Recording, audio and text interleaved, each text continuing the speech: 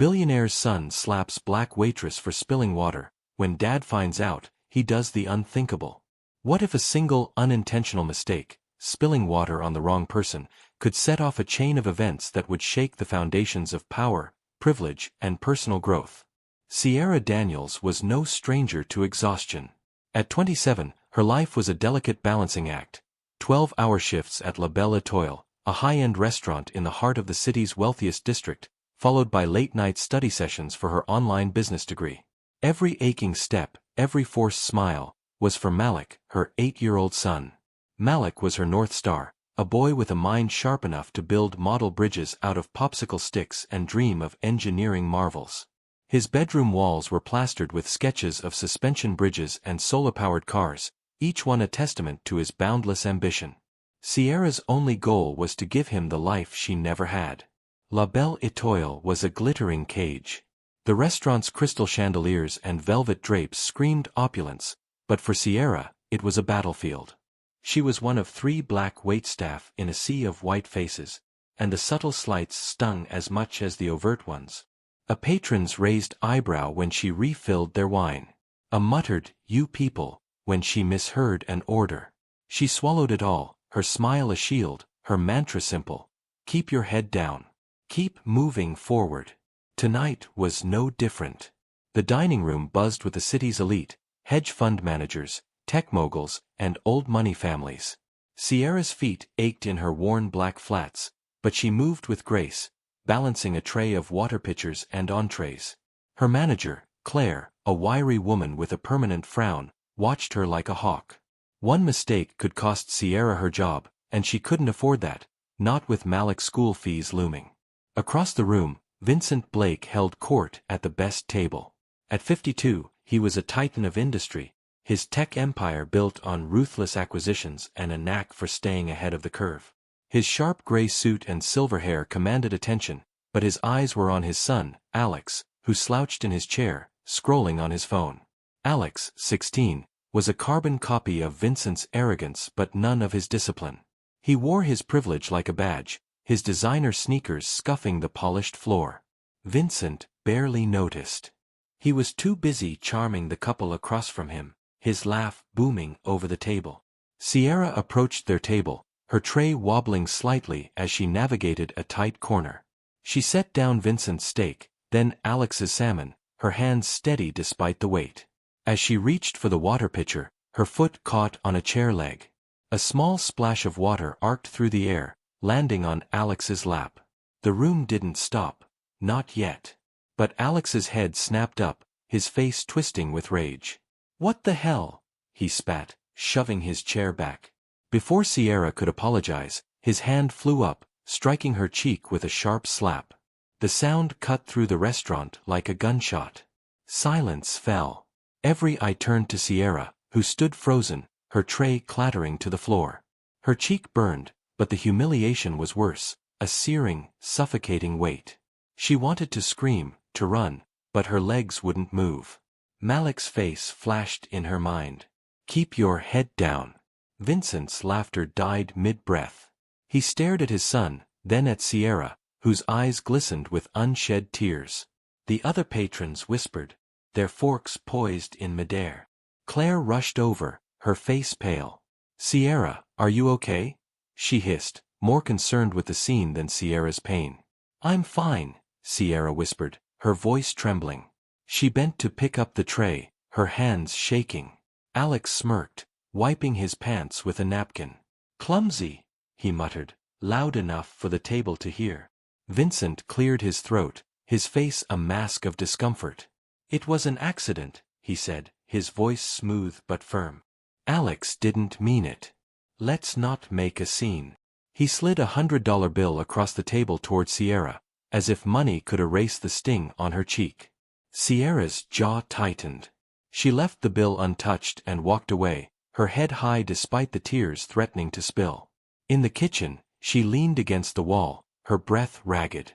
The other waitstaff avoided her eyes, their pity worse than the slap.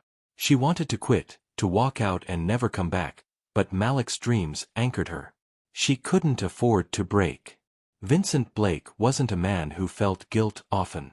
His empire was built on hard choices, layoffs, hostile takeovers, deals that crushed smaller companies.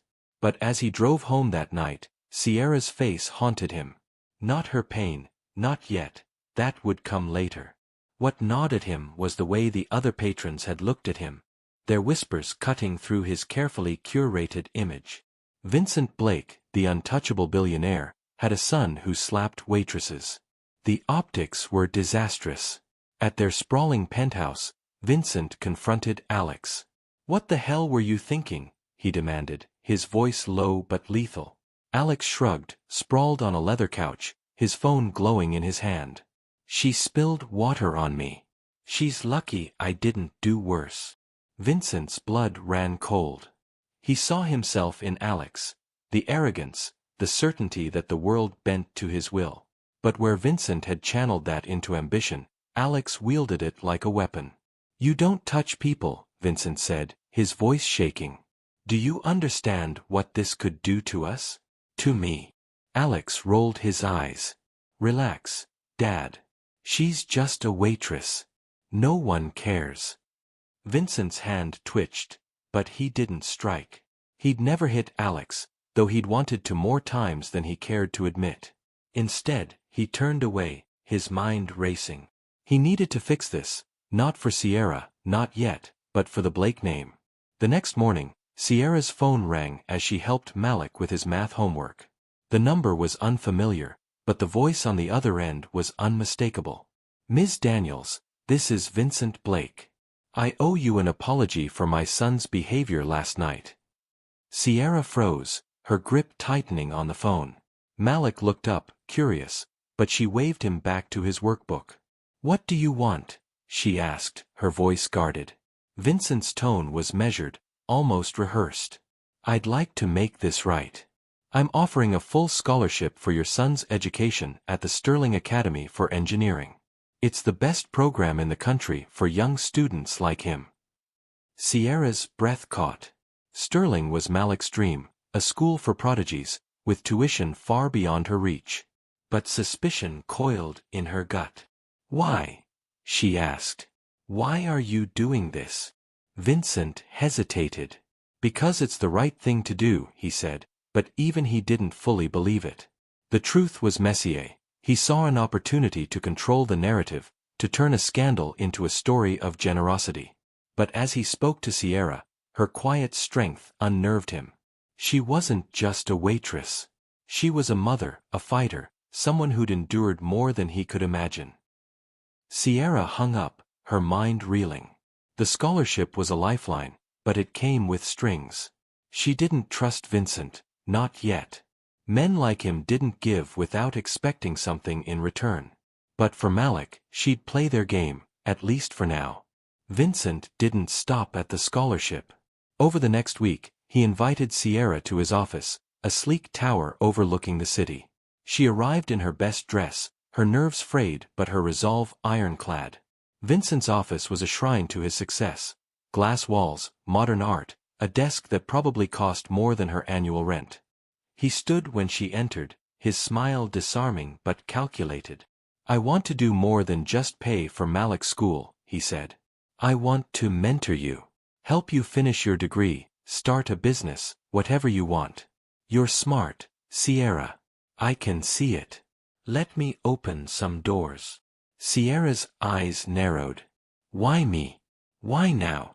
Vincent leaned back, his fingers steepled. "Because I see something in you. And because my son needs to learn what he did was wrong. Helping you, it's a start." Sierra didn't buy the altruism, but she saw an opportunity. She agreed to meet with Vincent weekly, discussing her business ideas and Malik's future. Over time, Vincent surprised her. He listened, asked questions, shared stories of his own failures, not the polished anecdotes of a billionaire, but raw, human moments. He told her about his own mother, a single parent who'd worked 3 jobs to keep him fed. Sierra began to see him not as a titan, but as a man wrestling with his own flaws. Meanwhile, Alex's resentment festered. He saw his father's attention shift to Sierra, a woman he still viewed as beneath him. At school, his friends laughed off the incident, calling Sierra that waitress who got what she deserved. But their words didn't soothe the guilt gnawing at him. Late at night, he replayed the moment, the slap, Sierra's stunned expression, the silence. He hated himself for it, but he hated her more for making him feel this way. The turning point came at a charity gala Vincent hosted. Sierra attended at Vincent's insistence, her simple black dress stark against the sea of designer gowns. Alex was there, sullen and forced to attend. When a reporter asked Vincent about his new project, he didn't hesitate. He stepped to the microphone, the room falling silent. "My son made a mistake," Vincent said, his voice steady but heavy. "He assaulted a woman, Sierra Daniels, for a simple accident. I've spent my life building a name, but I've failed as a father if I let that slide.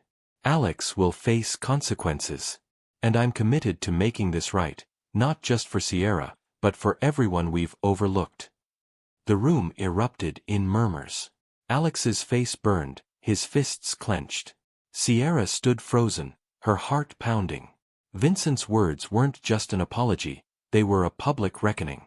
Cameras flashed, capturing Alex's humiliation and Sierra's quiet dignity. Vincent's speech changed everything. The media descended, painting Sierra as a symbol of resilience and Vincent as a flawed but earnest reformer. Alex, however, became a pariah. His friends distanced themselves, and his social media filled with hate. For the first time, he felt the weight of his actions, not just the slap, but the entitlement that fueled it. Vincent didn't let Alex hide. He enrolled him in a community service program, forcing him to work alongside people from backgrounds he'd never considered. At first, Alex resisted, his attitude toxic. But as he spent time with Sierra, helping at a community center she volunteered at, he saw her strength, her kindness, her refusal to break. She didn't coddle him or forgive him outright. "You don't get to erase what you did," she told him one day, her voice firm. "But you can choose who you want to be now." Alex's transformation was slow, painful. He started listening, asking questions, confronting the prejudices he'd never questioned. He apologized to Sierra, not with his father's polish but with raw, halting sincerity. She didn't trust him, not fully, but she saw something shift in his eyes, a glimmer of the boy he could become. Sierra, too, was changing. Vincent's mentorship gave her confidence, tools to turn her business ideas into reality.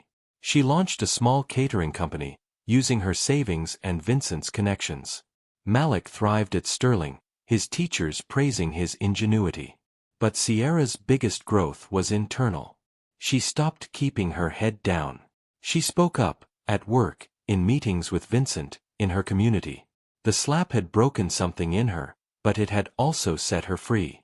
Vincent grappled with his own reckoning. He'd spent decades chasing power, but Sierra and Malik showed him what true strength looked like. He scaled back his business, focusing on philanthropy, funding scholarships for kids like Malik. He and Sierra grew close, not romantically, but as allies, bound by mutual respect and a shared desire to rebuild. 5 years later, the auditorium at Sterling Academy buzzed with pride. Malik, now 13, stood on stage, accepting an award for his solar-powered bridge model. Sierra sat in the front row, her eyes shining. Beside her was Vincent, no longer the untouchable billionaire but a man humbled by his journey.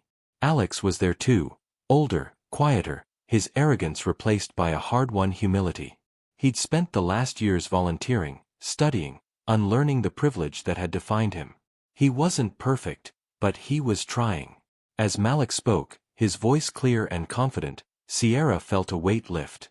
The slap, the pain, the years of struggle, they hadn't defined her. They'd forged her. She looked at Vincent, who smiled softly, and at Alex, who clapped harder than anyone. The past wasn't erased, but it had led them here, to a moment of healing, of hope. The ceremony ended, and the crowd spilled outside. Malik ran to Sierra, his award clutched tight. "Mom, we did it," he said, his grin wide. "No, baby," Sierra said, pulling him close. "You did it." Vincent joined them, his hand on Malik's shoulder. "You're going to change the world, kid," he said. And for the first time, Sierra believed he meant it, not as a billionaire, but as a friend. Alex lingered nearby, hesitant. Sierra met his eyes, and for a moment, the weight of that night hung between them. Then she nodded, a small gesture of acknowledgement. It wasn't forgiveness, not fully, but it was enough. As the sun set, casting golden light over the campus, Sierra felt something new: peace. She'd fought for this, for Malik, for herself. And in the end, she'd won more than a scholarship or a business. She'd won her voice, her strength, her future.